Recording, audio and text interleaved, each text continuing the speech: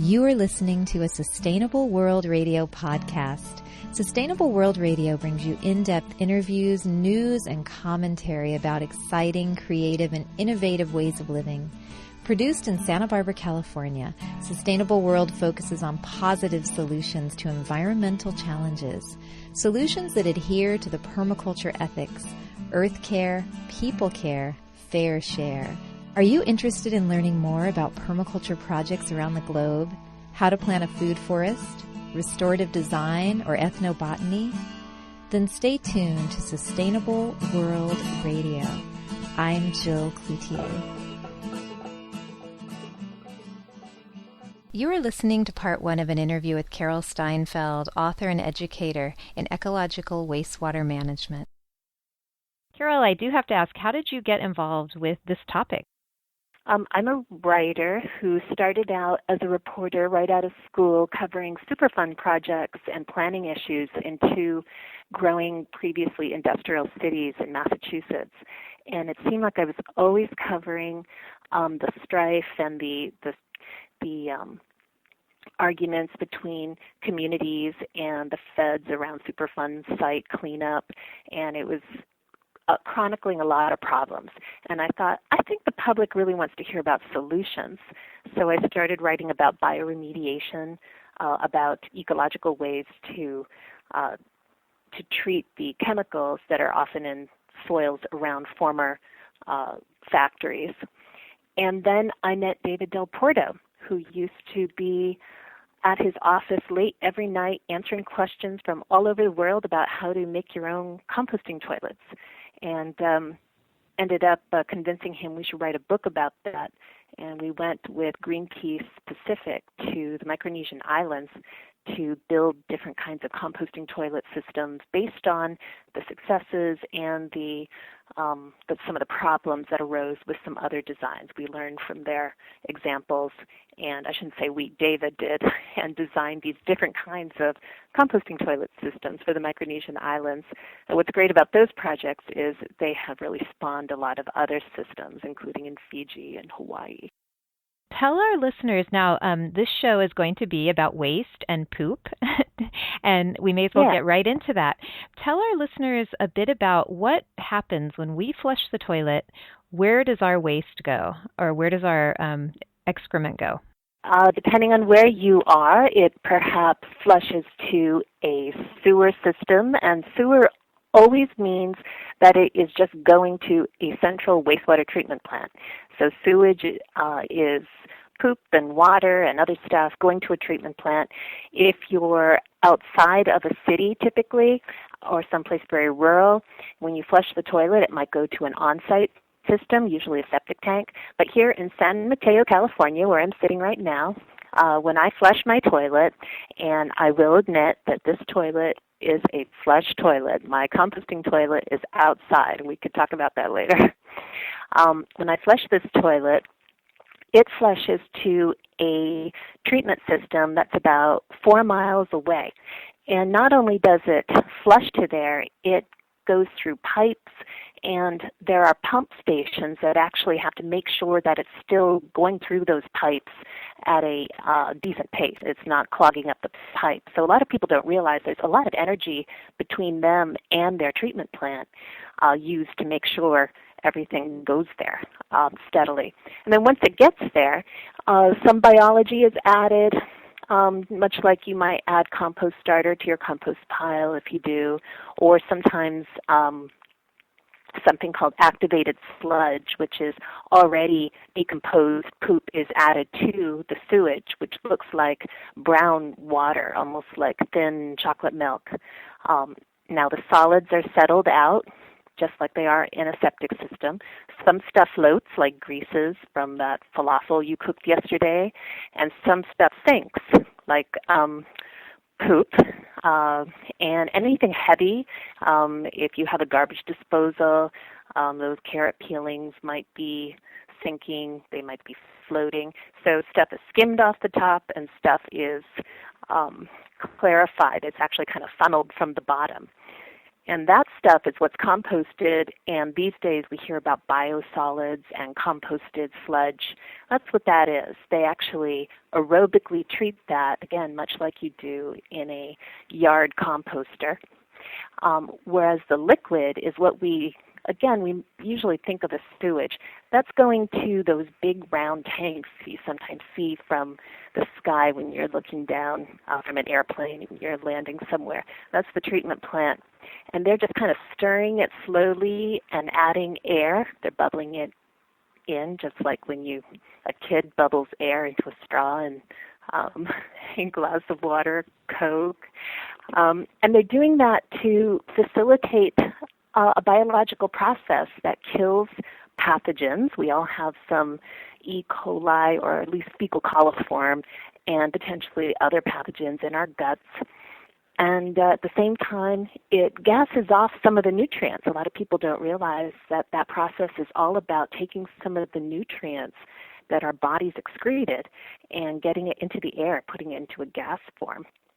And then sometimes it is then disinfected. In fact, it's often disinfected, especially around here, California, before it is discharged. In the case of San Mateo, it is discharged to the San Francisco Bay. In other places, it might be discharged to a really big leach field system. So it's like pipes underground, perforated, going into gravel, and that ultimately trickles down to the water table. Well, it's so interesting to me that when you really become aware of how much fresh, clean water there is on the planet, that we actually are pooping. We're putting our waste into our fresh, clean water. Because I was thinking about it before I interviewed you, and I thought, when was the last time you were out in nature and you had to go to the bathroom and you looked around for the closest water supply and then pooped right in the stream? I mean, we're taught not to do that. In some ways, the issue isn't so much that we're putting poop into water that ultimately we're bringing in to the water treatment plant and then drinking. It's also that we're treating water to a degree of cleanliness that we could actually drink. And we're using that just to flush toilets, just to move poop through the trap in the toilet and down those pipes and through the pumps and pump stations or to a septic system. And that's a really expensive and maybe kind of overkill for a water that's just used for that purpose. So more and more communities are looking at ways to use water that they didn't use so much energy to clean and use that water just for stuff that's not drinking purposes, or what they call non-potable water. And that would be flushing toilets, cleaning cars, and irrigation, watering our gardens. We don't need super clean water for that. Carol, that brings us to the idea of actually using water. Now, even if we're using water that isn't, the cleanest water that we can possibly make, given what we do to it, the processes it goes through, what about the idea of not pooping in water? Can you give us a few thoughts on that? Exactly. We only poop in water because long ago, some say it was in London. Different people have different notions of sanitary sewer history and toilet history. Water was used to move poop away from us and human settlements and our houses through a trap in a toilet to create some kind of barrier between us and sewer gases and odors, and then over to, and in the case of London, it went into the Thames River. But when we do that, we actually are not only perhaps creating a pollution issue, we're also using a process that is not as fast as the process we would use if we didn't use that water at all, and that's aerobic decomposition. And managed aerobic decomposition is composting. So that brings us to composting toilets, which in some ways is a misnomer. When we say composting toilet, we don't always mean that we're pooping into a toilet in which things compost, although there's a big business around selling those, and we call those self-contained composting toilets, where they sit on the floor in your bathroom or in an outhouse. And those are principally sold to the cottage market and second home market. But more and more in even upscale homes, we're seeing composting toilets, which again either use no water or only a little bit of water, in upscale homes with a toilet that's on one floor and the composter is on another floor. And when we do that, we're using a much faster decomposition process that deactivates pathogens and allows us to reclaim nutrients. We can reclaim the nutrients in composted poop in the form of a humus end product. That's so interesting. So basically, by pooping away we're basically pooping away our nutrients and losing them. So would you say that retrieval of nutrients is a very important part of this, and what would we use those nutrients for? Well, you can take the end product from your composting toilet, and some would discourage using it on food crops because there's always a chance that there is some fecal coliform or, in worst case, even E. coli still alive somewhere in that end product. But more and more we see the end product removed from composting toilets. We see this in parks and people's homes, and just put around the trees, trenched under soil. In Massachusetts and some other states, you can take the end product or the humus or the composted poop or excreta from a composting toilet and dig that under 6 inches of soil. As long as there's 6 inches of soil on top, the state is okay with you applying that to your yard. Wow, I didn't know this was actually happening around in the States where it was legal to do this. Yeah, composting toilets, a lot of folks think they're illegal because somebody told them that or because a quick call to the water authority had somebody discouraging them from installing one. But they're actually legal in nearly every state as a wastewater treatment system. I had no idea. Yeah, I think here in San Mateo, you'd find some composting toilets other than the ones I'm experimenting with in my backyard for a project in Haiti. I'm trying to make them as easy as possible to build for places like Haiti and other spots where either because of a disaster, they've been cut off from water, and what water they have, they don't want to waste just flushing poop. They want to drink it. Or in places like remote cabins and other water-scarce areas where they want to install composting toilets and quickly and need a really simple design. So we're making them with barrels here in the backyard and trying to create a product that could be made with stuff you'd find in nearly any country. So Carol, give our listeners an idea of, okay, let's imagine then you have your composting toilet. And you are pooping in the toilet. What benefit does the nutrients from our poop? We tend not to think of it. We think of it as waste, right? That's right. But there is no waste in nature. So tell us about the idea of kind of tweaking our minds and thinking of poop as a resource. More and more we have people aware of wastewater and excreta, which is our poop, as a resource. And what's in it is pretty simple, especially if you're a gardener. You see the opportunity because a lot of gardeners actually go to a store and buy a bag of composted manure, and then they go into their house and flush the toilet, and they start to think about that. In poop, there's a lot of carbon from what we eat, as well as cell bodies that our bodies are shedding all the time. That's, in fact, what makes poop brown. And there are also nutrients from our diet. We can't always use all the nutrients that we consume, especially in a Western diet where we're a fairly, what would you say, advantaged or wealthy country. So a lot of us are eating more protein than our bodies need, and that gets excreted. And more and more we're hearing about urine diversion and keeping our urine stream separate from the brown stuff, from the solids. And the reason for that is the urine, it turns out, contains up to 90% of the nitrogen. That's the N and NPK when you buy some fertilizer. You see that on the label. And as much as 50% or half of the phosphorus, which is the P in NPK. It's a measurement of nutrient content you'll see on fertilizer labels in our combined excreta. And what's great is urine is nearly always pathogen-free, or some people say sterile, but pathogen-free is a more precise term. So that gives us an opportunity to capture a resource, it's free fertilizer, that we can use on-site, or as a community, we could fertilize a tree farm or Christmas tree farm or bamboo grove, even our forests, instead of sending that to our treatment plants or to our septic system. And at the same time, diverting urine from a composting toilet can help it compost just a little bit better, because there's a little less moisture to manage, and there's less opportunity for odor to form. So we're hearing more and more about urine diversion and urine separation for that reason.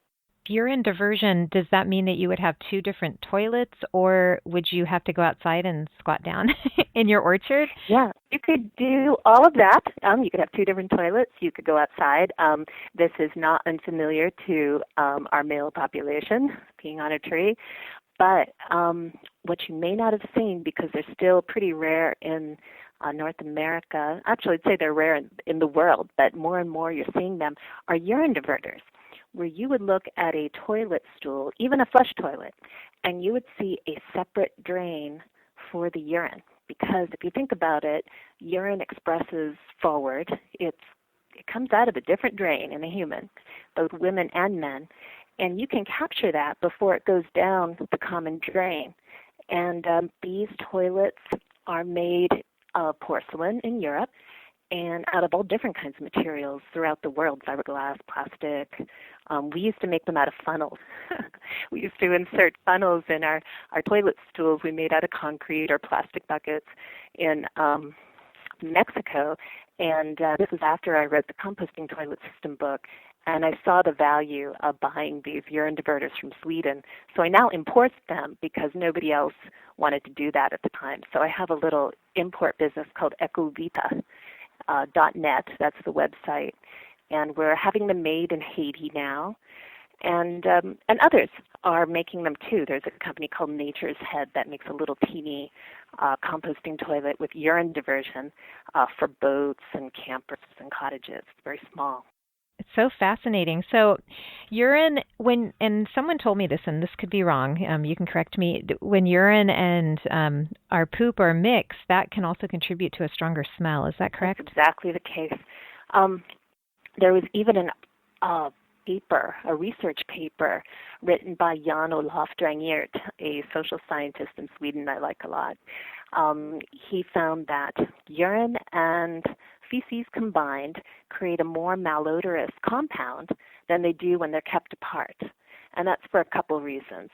However, I will say this, we're hearing more and more about composting feces or solids without the urine. You often do need a little bit of moisture in that, some water, just to keep that at the consistency you want your solids to compost at. Now, in Mexico and some places, they're not looking to compost any of it. They are simply adding caustic lime, they're adding lime, or they're adding wood ash, and they call those drying toilets.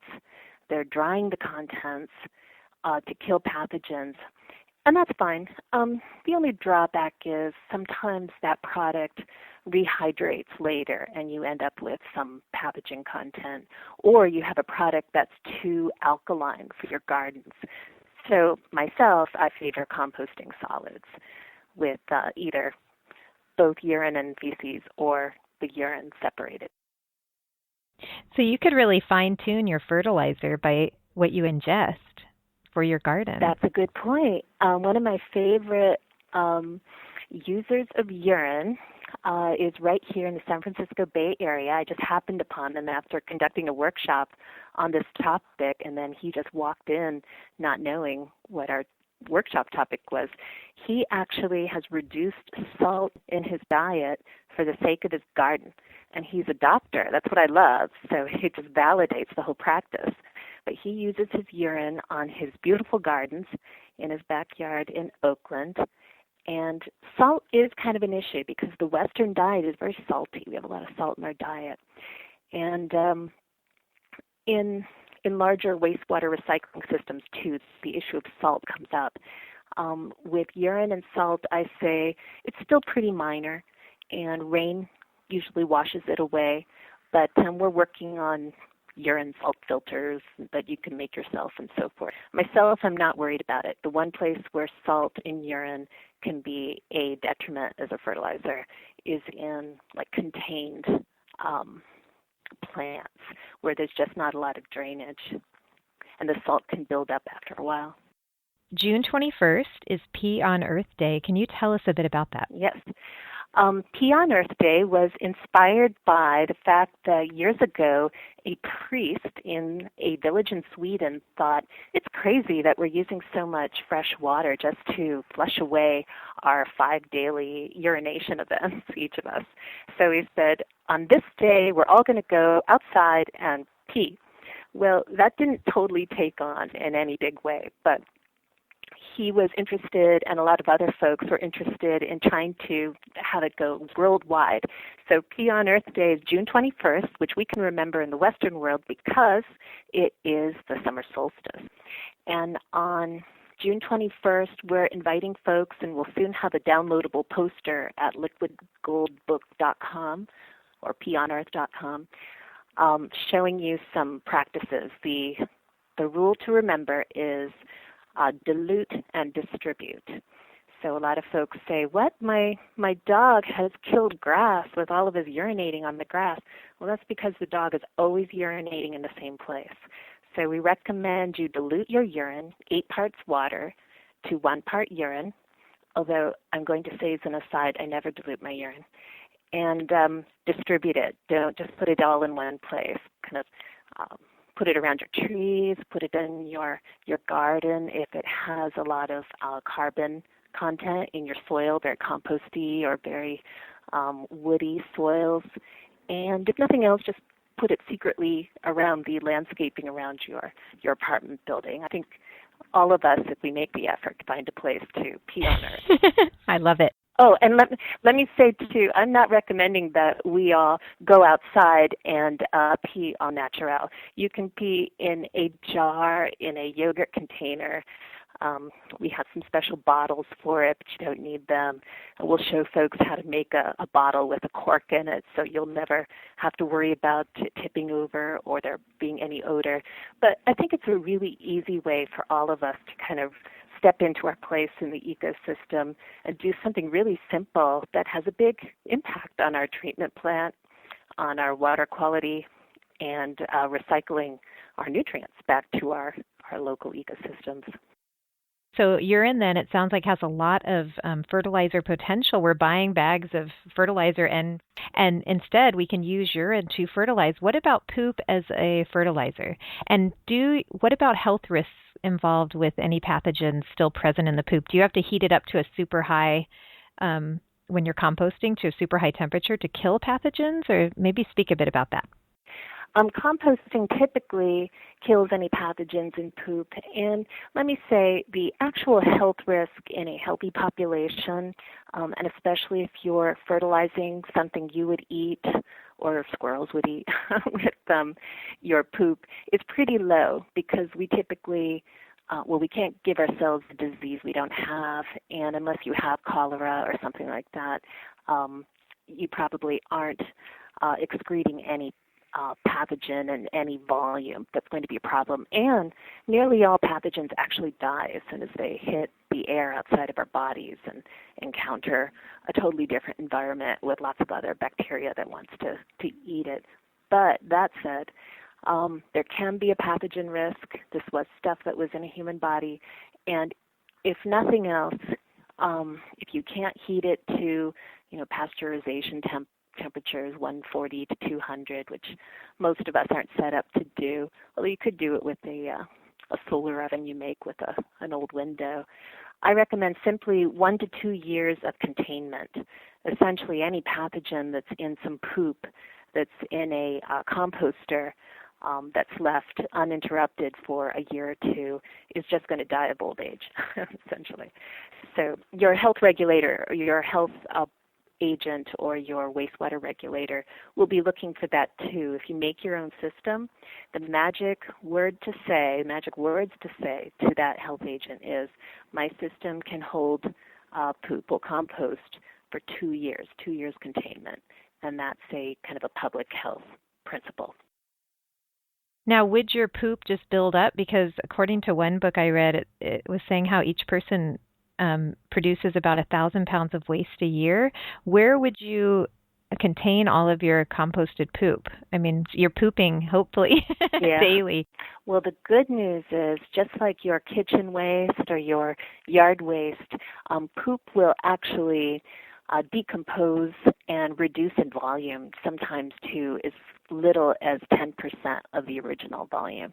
So it's really the moisture that takes up most of the space. So your home won't turn into Poop Mountain or anything? No. It's like, oh, that's there's a good that point. Yeah. And a lot of folks don't contain it for 2 years. It's not, it's a responsible thing to do. Let's say we were setting up a camp right now. I would probably create some composters that are a bit enclosed so you don't have squirrels rummaging through your second phase of composting on that composting toilet and then roaming around. That's really the public health planner's biggest fear. In reality, it's a pretty low risk.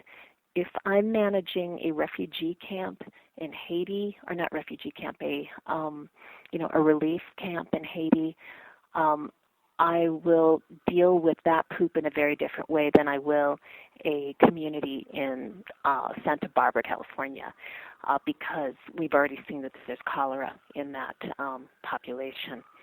And we're also getting a lot of poop all at once. So that's why I like urine diversion. If people are at all concerned about this or thinking, that's really a lot to manage, I'm not sure I'm set up for that. I barely compost my kitchen waste. That's about all I have the time to do, or my yard waste. Pee on earth. Collect your urine, either the old-fashioned way, go outside to your tree, men, be discreet about it, or we women can pee into jars, and a lot of women let me know they already do that. They're happy that my book came out and showed their friends that this was a valid practice. But you can keep your jar in the vanity or the cupboard under your sink. No one has to see it. And every morning I put it outside. I consider it my exercise warm-up around my trees. And my neighbors now know what I'm doing. But that's an easy, low-risk way to recycle our nutrients without worrying about the potential pathogen risk or what people will think if they see something brown that's composting. You've been listening to a Sustainable World Radio podcast. For more information or to hear our other podcasts or interviews, visit www.sustainableworldradio.com. Sustainable World Radio is produced by Jill Cloutier. Music by Dana Lyons. Thanks for listening.